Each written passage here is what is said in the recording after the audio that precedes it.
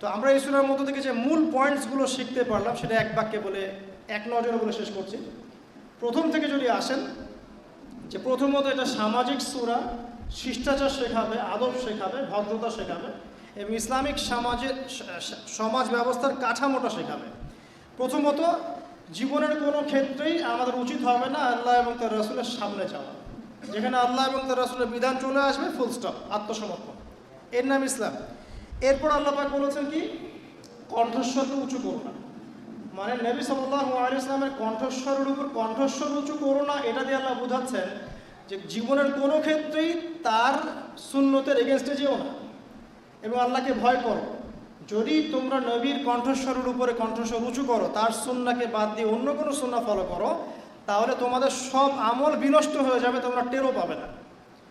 এরপর আল্লাহ পাক বলছেন, যারা কণ্ঠস্বরকে নিচু করে, মানে আনুগত্য প্রদর্শন করে, সুন্নাহ মেনে চলে, নিজের মন গড়া আদর্শে চলে না, আল্লাহ পাক এই মানুষগুলোর কলবের মধ্যে আল্লাহর পক্ষ থেকে তাকওয়া ঢেলে দিবেন, যেই তাকওয়া কিন্তু আল্লাহর কাছে সম্মানের একমাত্র মানদণ্ড। আর তাদের জন্য থাকবে ক্ষমা এবং মহান পুরস্কার। এরপর আল্লাহ পাক বলছেন, বেদুইনরা যদি ঘরের পিছন থেকে না ডেকে সবর করতো ভালো হতো। এখানে আমরা শিখবো যে যারা আনকালচার্ড কিছুটা, যারা একটু মানে আকলহীন বা ভদ্রতা রুচিবোধে কিছুটা ঘাটতি আছে, এইসব মানুষদের সাথে তর্ক না করা এবং তাদেরকে কাছে ডেকে আদবের সাথে বোঝানো, নরম হওয়া। আল্লাহ পাক এখানে কিন্তু কঠোর হননি, আল্লাহ পাক ক্ষমা করেছেন। আল্লাহ পাক বলছেন ভালো হতো যদি তারা সবর করতো তুমি বের হয়ে আসা পর্যন্ত। এভাবেই মানুষকে শেখাতে হয়। আর এখন দেখবেন আমাদের শেখানোর ভাষাগুলো আক্রমণাত্মক। আমরা কাউকে কিছু শেখাতে গেলে আক্রমণ করি, আগে ব্যক্তিকে আক্রমণ করি, দলকে আক্রমণ করি।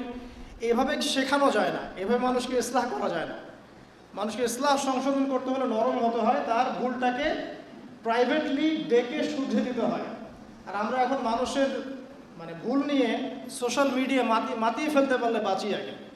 আমরা মনে করি এর দ্বারা আমরা অনেক উম্মার কল্যাণ করছি, আদতে আমরা গুনাহ কামাই করছি এবং আল্লাহ রাব্বুল আলামিনের কাছে ওই ব্যক্তির মর্যাদা আরও বাড়িয়ে দিচ্ছি। আল্লাহ পাক আমাদেরকে রাসূল সাল্লাল্লাহু আলাইহি ওয়াসাল্লামের মতো শিক্ষক হওয়ার তৌফিক দান করুন, আমিন। এরপর আল্লাহ পাক বলেছেন, যদি কোনো ফাসিক সংবাদ নিয়ে আসে অবশ্যই সংবাদটাকে যাচাই করবে, যাচাই না করে কোনো পদক্ষেপ নেবে না। আমি একটা এক্সাম্পল দিয়েছিলাম যে একটা সংবাদের কারণে সারা একটা পুরো দেশ ম্যাসাকার হয়ে গেছে, পরে বলেছে ওই দেশের মধ্যে কিছুই ছিল না। তো এ ধরনের ভ্রান্ত কথার মধ্যে আমরা কখনো ইনভলভ হব না, বরং যে কোনো তথ্যই আসুক না কেন, স্পেশালি এমন সব মিডিয়া থেকে যে মিডিয়াগুলো মিথ্যা বলতে পটু, এইসব মিডিয়া থেকে খবর আসলে যাচাই বাছাই ছাড়া বিশ্বাস করতে যাবেন না। আল্লাহ পাক বোঝার তৌফিক দান করুন। এরপর আল্লাহ পাক বলেছেন যে যদি মুমিনদের দুটো দল পরস্পর মতবিরোধ লিপ্ত হয়, তাহলে তোমাদের কাজ হচ্ছে ইসলাহ সংশোধন করবে, তোমরা কোনো পক্ষপাতিত্ব অবলম্বন করো না। এরপর ইসলাহ করার পরে যদি দেখা যায় এক দল আরেক দলের উপর চড়াও হয়েছে, তাহলে তোমরা মাজলুমের পক্ষ নিবে, জালেমের পক্ষ নিবে না। তারপর আবার ইসলাহ করে দিবে, কারণ আল্লাহ রাব্বুল আলামিন ইসলাহকারীদেরকে ভালোবাসে। কেন ইসলাহ করবে? কারণ মুমিনরা ইন্নামাল মুমিনুনা ইখওয়া, মুমিনরা পরস্পর ভাই ভাই, আমরা সবাই মুসলিম, আমরা সবাই একটা উম্মার অন্তর্ভুক্ত, আমরা একে অপরের শত্রু নই, আমরা সবাই পরস্পর ভাই ভাই। এবং তোমরা মুমিনদের মধ্যে ইসলাহ এবং সংশোধন করো, এতে করে আল্লাহ পাক তোমাদের প্রতি রহম করবে। এরপর আল্লাহ পাক বলেছেন যে কোনো মুসলিম কম যেন অন্য মুসলিম কমকে আন্ডার এস্টিমেট না করে, কোনো ব্যক্তি যেন অন্য মুসলিম ব্যক্তিকে আন্ডার এস্টিমেট না করে। একজন মহিলা আরেকজন মহিলাকে বা একদল মহিলা আরেক দল মহিলাকে যেন তুচ্ছ তাচ্ছিল্য না করে। হতে পারে যার সমালোচনা করা হচ্ছে, যাকে তুচ্ছ তাচ্ছিল্য করা হচ্ছে, সেই ব্যক্তি আল্লাহর কাছে ওই ব্যক্তির চেয়ে উত্তম যে সমালোচনা করছে। এরপর তোমরা একে অপরের দোষ অনুসন্ধান করবে না এবং তোমরা পরস্পরকে মন্দ নামে ডাকবে না। যদি ডাকো এটা হচ্ছে একটা ফাসেকি কাজ, যদি তওবা না করো তাহলে তুমি জালেম হয়ে যাবে। তারপরে আল্লাহ পাক বলছেন ইজতানিবু কাসীরাম মিনাজ যন, বেশি বেশি ধারণা করা থেকে দূরে থাকো, ধারণার বশবর্তী হয়ে কাজ করো না।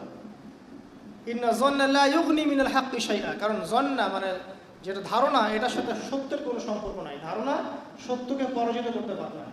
তো তোমরা বেশি বেশি ধারণা করবে না, বরং ওই যে খবর যাচাই বাছাই করার মধ্য দিয়ে ডিসিশন নেবে। আর জাসুসি করো না, একজনের দোষ অনুসন্ধান করার চেষ্টা করো না, আল্লাহ পাক তাহলে ঘরের মধ্যে অপমানিত করে দিবেন। আর একজন আরেকজনে গীবত করতে যেও না। তোমরা তো পছন্দ করবে না যে তোমরা এক মৃত ভাইয়ের গোশত খাবে, তোমরা তো এটা অপছন্দ করো। আল্লাহ পাক তওবা কবুলকারী, পরম দয়ালু। আল্লাহ পাক এগুলো থেকে তওবা করার আদেশ দিচ্ছেন। এরপর আল্লাহ পাক বলছেন যে হে মানব জাতি, পুরো মানব জাতি, তোমাদের মধ্যে অনেক পার্থক্য থাকবে ভাষা, রঙের ইত্যাদির। আমি তোমাদেরকে একজন পুরুষ একজন নারী থেকে সৃষ্টি করেছি এবং বিভিন্ন কবিলা, দলে, উপদলে বিভক্ত করে দিয়েছি, যাতে করে লিতাআরাফু, তোমরা একে অপরের সাথে পরিচিত হতে পারো, গর্ব ফখর করার জন্য নয়।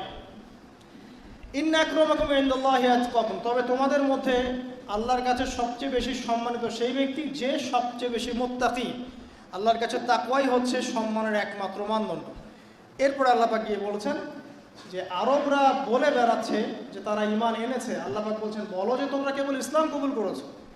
ঈমান কখন আসবে? যখন তোমরা আল্লাহ এবং তার রাসূলকে পরিপূর্ণভাবে অনুসরণ করবে এবং কোনো সন্দেহ পোষণ করবে না এবং তার দ্বীনের প্রচার প্রসারের জন্য আল্লাহর পথে প্রচেষ্টা চালাবে। এই প্রচেষ্টা চালানোটাকে আল্লাহ পাক জিহাদ বলেছেন। এখানে জিহাদ কোনো সন্ত্রাসবাদের নাম নয়, কোনো জঙ্গিবাদের নাম নয় এবং কোনো রকম চরমপন্থার নাম নয়। দ্বীনের মেহনতের নাম, দ্বীনকে প্রচার প্রসার প্রতিষ্ঠা করার নাম। হতে পারে সেটা মাল দিয়ে, হতে পারে অর্থ দিয়ে, সম্পদ দিয়ে, হতে পারে নফসের সাথে কথা দিয়ে বা কলম দিয়ে, সব কিছু অন্তর্ভুক্ত। আল্লাহ পাক এটা বোঝার তৌফিক দান। হ্যাঁ, এর চূড়ান্ত লেভেল আছে।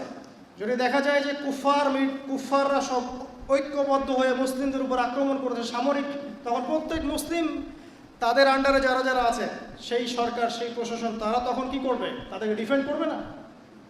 ইউক্রেনের মতো কান্ট্রি যা রাশিয়ার সাথে যুদ্ধ করার ক্ষমতাই নাই, পশ্চিমাদের কাছ থেকে অস্ত্রশস্ত্র নিয়ে, ওদের সাপোর্ট নিয়ে, সে কি চুপ করে বসে আছে? সে তার দেশের সার্বভৌম রক্ষা করার চেষ্টা করছে। যদি কোনো মুসলিম কান্ট্রির উপরে দেখা যায় বাইরে থেকে কোনো কুফাররা সরাসরি আক্রমণ করেছে, তখন মুসলিমরা প্রয়োজনে তখন ওই ডিফেন্ডও করবে, ওটাও তার অন্তর্ভুক্ত। তবে শুধু এটাই নয়, এবং চরমপন্থা সন্ত্রাসবাদ জিহাদের অন্তর্ভুক্ত নয়। এটা দ্বীনকে এগিয়ে নেওয়ার নাম, প্রচারের নাম, প্রতিষ্ঠার নাম, এবং এটা একটা ইবাদত। এরপর আল্লাহ পাক বলেছেন যে তোমরা কি আল্লাহকে দ্বীন শেখাতে চাও? তোমরা কি মনে করো যে তোমরা ইসলাম কবুল করে আল্লাহকে ধন্য করেছ? বরং আল্লাহই তোমাদেরকে ইসলাম কবুলের তৌফিক দিয়ে আল্লাহ পাক তোমাদেরকে ধন্য করেছেন। আর তোমরা যা করছো আল্লাহ রাব্বুল আলামিনের সব কিছুই দেখছেন। এই কথা বলে আল্লাহ পাক এই সামাজিক সূরাটাকে শেষ করেছেন। আল্লাহ রাব্বুল আলামিন আমাদের সবাইকে আল কোরআন বুঝে পড়ার তৌফিক দান করুন, ব্যাখ্যা সহ পড়ার তৌফিক দান করুন, বরেণ্য ওলামায়ে কেরামের সোহবতে গিয়ে তাফসীর পড়ার তৌফিক দান করুন।